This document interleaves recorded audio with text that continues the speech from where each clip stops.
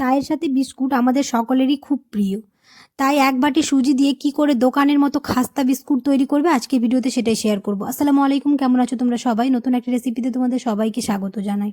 হঠাৎ করে চা দিয়ে কি খাবো এই ভেবে অনেক সময় পার হয়ে যায়, আর চিন্তা করার কোনো দরকার নেই। মাত্র 10 মিনিটে বানিয়ে ফেলতে পারবে তোমরা এই মজাদার বিস্কুট। ভিডিও শুরু করার আগে একটাই রিকোয়েস্ট, চ্যানেলটিকে যদি সাবস্ক্রাইব না করে থাকো তাহলে সাবস্ক্রাইব করে দিও। ফেসবুক থেকে দেখলে পেজটাকে ফলো করতে ভুলো না। তো একটা মিক্সিং বলে নিয়ে নিলাম হচ্ছে একটা ডিম।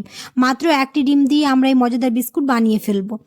দিয়ে দিলাম 2 চা চামচ চিনি আর 1 চিমটে লবণ দিয়ে খুব ভালো করে হুইস্কি দিয়ে এরকম করে মিশিয়ে নেব। যতক্ষণ না একটা ফোম ব্যাপার আসবে ততক্ষণ আমাদের খুব ভালো করে মিশিয়ে নিতে হবে, যাতে আমাদের চিনিটা খুব ভালোভাবে গলে যায় আর উপরে একটা ফ্যানের সৃষ্টি হয়। তো একটুখানি সময় নিয়ে এটা ভালো করে মিশিয়ে নিতে হবে যতক্ষণ না একটা ফ্যানা ব্যাপার এসছে। তোমরা চাইলে এখানে ইলেকট্রিক বিটার দিয়েও এটা মিক্স করে নিতে পারো। তো আমি হাতে করে নিয়েছি, দেখতে পাচ্ছ খুব ভালোভাবে একটা ফেনা হয়ে এসছে, মানে আমাদের চিনিটা খুব ভালোভাবে মিক্স হয়ে গেছে। এবার এর মধ্যে দিয়ে দিব হচ্ছে 2 চা চামচ গুঁড়া দুধ। এই গুঁড়া দুধ দিলে বিস্কুটের স্বাদটা আরও দ্বিগুণ হয়ে যাবে। আর দিয়ে দিব হচ্ছে 1 বাটি সুজি, মানে 100 গ্রাম সুজি দিয়ে হাতে খুব ভালো করে এটাকে মিশিয়ে নেব। দোকানের মতো এই খাস্তা বিস্কুট তৈরি করতে খুবই অল্প সময় লাগবে, আর যে কেউ বানিয়ে ফেলতে পারবে। আজকের রেসিপি দেখে তোমরা একবার হলেও এটা ট্রাই করে দেখবে, দুর্দান্ত লাগবে খেতে চায়ের সাথে। এরকম করে খুব ভালোভাবে মিশিয়ে নেব, আর ভালোভাবে মিশিয়ে নেওয়ার পরে এটাকে রেস্টে রেখে দেব প্রায় 25 থেকে 30 মিনিটের মতো।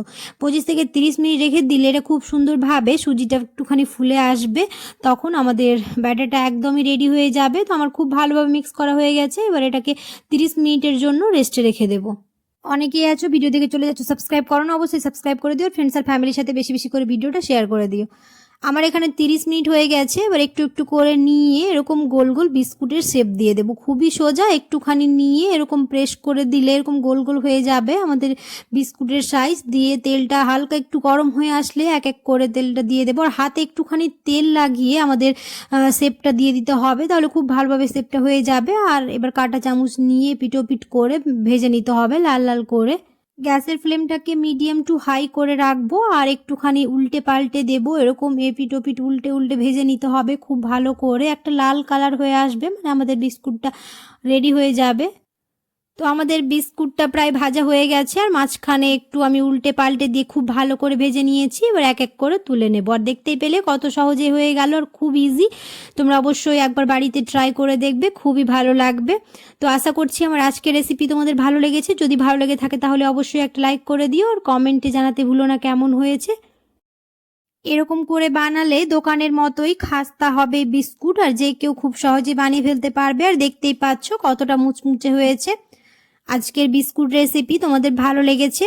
দেখা হবে খুব শিগগিরই পরের একটি নতুন রেসিপিতে। সবাই খুব ভালো থাকবে, সুস্থ থাকবে, সাবধানে থাকবে। আল্লাহ হাফেজ।